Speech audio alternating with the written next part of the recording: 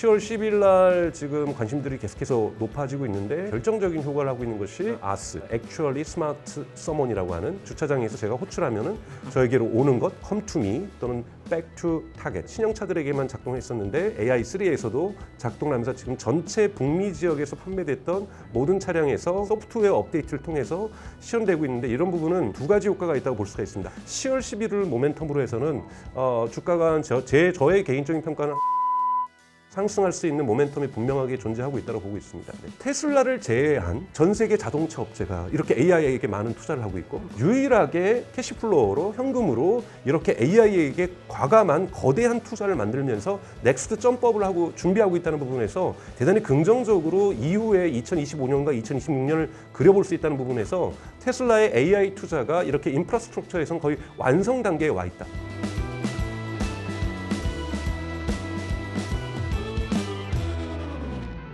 테슬라의 전기차 생산 계획과 슈퍼컴퓨터 공개 등으로 향후 미래의 가치에 대한 투자자들의 관심이 높아지고 있습니다.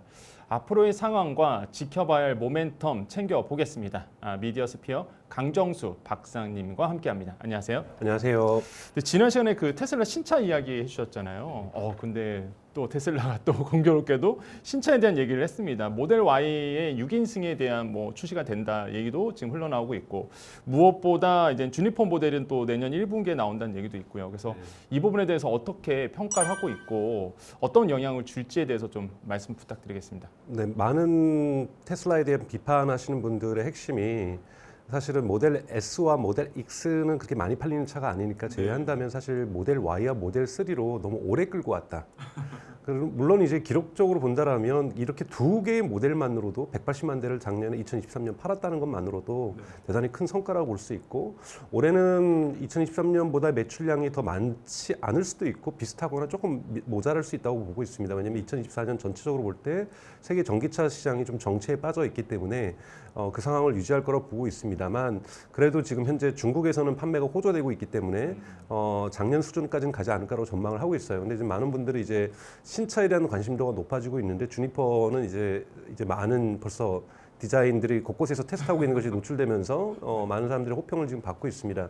그러나 최대한 올해는 출시를 하지 않겠죠. 그리고 출시 시기를 실제로 내년 1분기 예를 들자면 1월 달에 하더라도 3월 달쯤에 할 거다. 이런 식으로 계속 소문을 흘릴 거예요. 왜냐하면 제가 말씀드렸던 것처럼 오스본 효과라고 해서 사람들이 신차가 나오면 대기 수요가 발생하거든요. 내년에 사야지.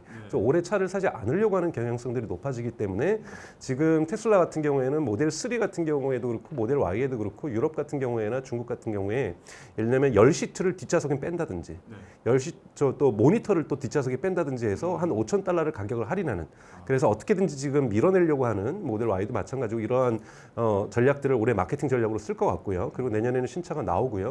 그다음에 이제 모델 Y를 변형해서 6인승이라는 말도 있고 7인승이라는 말도 있습니다만 이런 부분은 이제 중국에서 생산되는 것뿐만이 아니라 중국에서만 우선 일단 판매가 된다라고 얘기를 하고 있어요. 그래서 중국에서 조금 넓은 차량을 원하는 수요들이 있고 그래도 미국보다는 그래도 대가족들이 있기 때문에 우리 식으로 하면 카니발 같은 차의 의미가 있겠죠. 그래서 중국에서의 어떤 새로운 포트폴리오를 넓혀갈 것 같고요. 또 여러분도 아시는 것처럼 10월 10일 날 공개되고 있는 로보택시 공개 일정이 잡혀 있는데요. 여기 쓰이는 이 차가 사실은 로보택시의 기능이 하지 않을 때는 모델 2라고 해서 2026년부터 판매가 될 거로 예상이 되고 있거든요. 그래서 이 신차도 있을 거고요. 또 하나는 모델 3의 변형도 지금 예상되고 있습니다.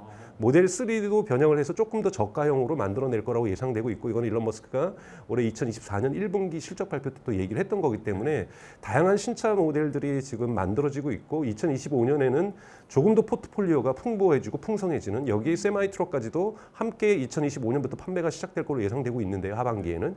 그렇게 된다면 테슬라의 포트폴리오가 대단히 완성도를 가져갈 거라고 보고 있습니다. 그래서 이런 부분 대단히 중요하고요. 또 10월 10일 날 지금 관심들이 계속해서 높아지고 있는데 이 관심을 높아지는 데서 결정적인 효과를 하고 있는 것이 지난주와 이번 주에 여러분들도 많이 유튜브에서 보셨겠지만 AS, 즉 Actually Smart Summon이라고 하는 이 기능, 즉 주차장에서 제가 호출하면은 저에게로 오는 것 그리고 제가 내리면서 주차하라고 얘기하면 가서 주차하는 것 이러한 Come to Me 또는 back to target 뭐 이런 식으로 해서 이러한 기능들을 지금 이번에 출시를 했고 처음에 모델 4, 이 하드웨어 4 또는 요즘에 AI4라고 하죠. 이것만 장착된 신형차들에게만 작동했었는데 하드웨어 3 여기에서도 이제 AI3에서도 작동을 하면서 지금 전체 북미 지역에서 판매됐던 모든 차량에서 OTT 소프트웨어 업데이트를 통해서 시연되고 있는데 이런 부분은 특히 두 가지 효과가 있다고 볼 수가 있습니다. 하나는 10월 10일에 대한 기대치를 높여내는 것. 운전석에 사람이 없는데도 차량이 움직이는 거잖아요. 여기에 대해서 주변 사람들이 즉 나도 놀라지만 차주도 놀라지만 그걸 지켜보는 주차장에서 예를 들면 코스트코라든지 뭐 월마트에서 지켜보는 사람들도 놀랄 것이고 해서 명확하게 10월 10일에 대한 기대치를 높여낼 거고요. 두 번째는 이제 가장 중요한 거는 테슬라한테 제가 여러 차례 여기서 말씀드렸지만 AI 매출이 잡혀야 되는데 AI 매출이라는 것은 두 가지인데 하나는 로보택시 뿐만이 아니라 FSD에 대한 정기 구독자가 많아져야 된다는 것 그리고 옵티머스에 대한 판매량이 늘어날 때 AI 매출로 우리가 잡을 수가 있는데요. FSD에 대한 광고 효과가 되겠죠. 아, 사람이 없어도 저렇게 잘하는데 사람이 타서 FSD 쓸만 하겠는데 그러니까 사람이 타서 FSD를 쓰는 게 아닌 줄 사람들이 옆에 사람들은 몰라요.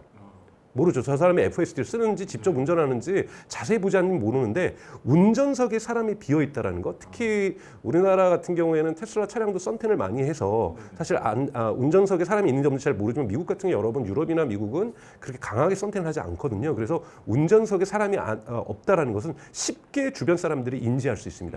이런 부분에서 아스는 그거 자체라서 놀라운 기술력도 있지만 많은 사람들에게 있어서 FSD에 대한 광고 효과, 로보택시에 대한 신뢰도 이런 부분을 좀 만들어주면서 지금 사실은 알파벳 구글의 웨이모도 7월부터는 일주일에 10만 마일을 로보택시가 주행하고 있으면서 지금 빠른 속도로 지금 대중화가 되고 있는데요. 이렇게 자율주행이 드디어 봄을 맞기 시작했고 본격적으로 시장에서 매출을 만들어내기 시작했다는 부분에서 테슬라에 대한 기대치도 대단히 커질 거라고 보고 FSD에 대한 기대치도 커지고 신차도 나오고 그러면서 이제 조금은 주춤했던 2023년에는 사실 차량만 판매를 했었고 2024년 오면서 자동차 시장들이 성장하지 않으면서 많은 사람들이 테슬라에 대해 우려했다라면 이제 10월 10일을 기점으로 해서 좋은 모멘텀이 주가 상승에도 좀 영향을 줄 수 있는 긍정적으로 영향을 줄 수 있는 이런 모멘텀이 생기지 않을 거라고 봅니다. 다만 이제 9월 달은 여러분 통계적으로 보면은 한 지난 10년 넘게 항상 9월 달은 미국의 주가가 빠지는 이유는 잘 모르겠어요. 그러니까 뭐 인과관계가 있는 건 아니지만 상관관계로 볼 때 이 9월은 전체적으로 좀 주가가 많이 빠지는 이 시기였기 때문에 사실 지금 엔비디아는 빠지고 있고 그러면서 전체 주가를 하락시키고 있는데 테슬라가 좀 지키고 있는 부분이 얼마나 지속될지는 잘 모르겠어요. 하지만 10월 11일 모멘텀으로 해서는 주가가 저의 개인적인 평가는 한 $50 정도는 상승할 수 있는 모멘텀이 분명하게 존재하고 있다고 보고 있습니다. 네. 우리나라는 안 되겠죠? 네, 안 됩니다. 이건 북미에서만 가능한 그렇죠. 거고요. 북미 지역에서만 가능한 건데 우선은 한국에서는 FSD도 지금 쓰고 있지 못하고 있고 그래서 저희는 FSD하고 대단히 먼 나라고요. 왜냐하면 지도 문제도 있고 지도 문제는 되게 안보 문제하고 관련돼 있고 여러분 아시는 것처럼 구글 지도가 한국에서는 안 되고 있는 이유하고 똑같습니다. 중국도 먼저 허가를 받았던 건 지도를 허가받는 거거든요. 그리고 지도 데이터와 주행 데이터는 중국 내에 위치하는 서버에 설치한다. 이 부분이 제약 조건으로 걸려서 지금 상하이에서 제한적으로 FSD가 테스트되고 있는데 여러분 아시는 것처럼 중국 우한이라든지 이런 도시에서 지금 중국 정부가 자율주행 드라이브를 많이 걸고 있거든요. 그래서 저는 중국에서 테슬라의 FSD의 인허가 문제는 시간 문제라고 저는 보고 있습니다. 그래서 가장 좋은 소식은 주가의 소식은 사실은 10월 10일 로보택시 공개보다는 중국에서 FSD가 허가를 된다. 그러면 저는 뭐 이렇게 국민성을 이렇게 너무 단순하게 볼 수는 없지만 아무래도 이 디지털 기술에 대한 수용성이 중국 전체의 소비자들이 미국 소비자보다는 좀 높은 편입니다. 수용력이. 예, 그렇기 때문에 디지털 기술에 대한 그렇기 때문에 이런 부분에서도 중국에서도 FSD 매출이 본격화될 수 있다는 부분에서 좋은 신호들이 지금 기다리고 있다. 그래서 올해 가장 큰 테슬라 주가의 모멘텀은 10월 10일 로보택시의 공개 이 부분이 얼마나 이 기대치에 맞게끔 모습을 보여줄 것인가. 지금 워너브라더스 지금 스튜디오를 빌려놔서 다양한 시츄에이션, 다양한 상황 설정 속에서 운전자가 앉아 있지 않는 이 차량에서 얼마나 어려운 공간에서 안전하게 운전할 건가를 시연하게 될 것 같고요. 물론 조금 연출한 부분이 없지 않아 있겠죠. 이 부분이 얼마나 대중에게 좋은 평가를 받느냐. 그리고 또 이 FSD를 쓰지 않아도 월 99달러를 내지 않아도 쓰는 즉 액츄얼리 스마트 서머는 쓸 수 있거든요.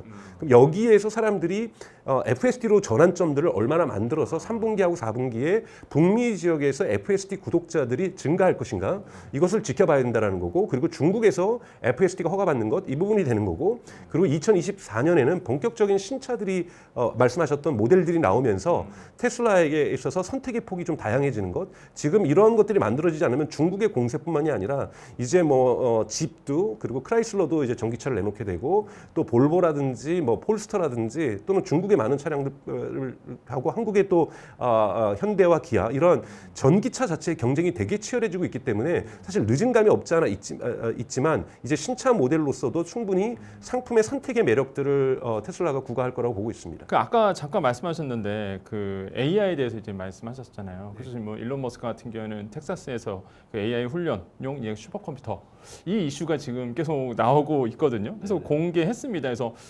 도조 컴퓨터랑 약간 결이 다르죠. 그러니까 이 부분에서는 또 어떻게 보고 계세요? 일론 머스크가 AI 컴퓨터에 대한 개발이라든지 투자를 계속 하고 있는데 우선은 테슬라는 FSD 중심으로 가고 있는데요. 그러니까 X.AI에 지금 펀딩을 크게 받았고 투자를 크게 받았고 이번에 이제 흔히 말하는 20만 개의 H100을 설치를 했는데 대단히 큰 규모인데 이 정도를 무려 100일 만에 했다는 것도 대단한 겁니다.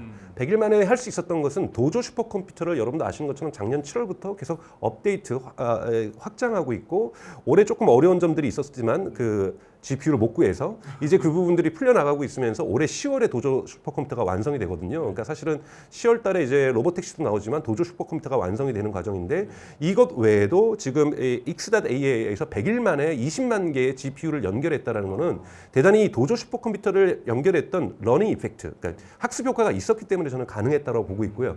또한 이 X.AI의 이 부분도 지금 테슬라하고 교류가 있기 때문에 인적 교류들이 많이 있거든요. 이직을 하는 방식으로.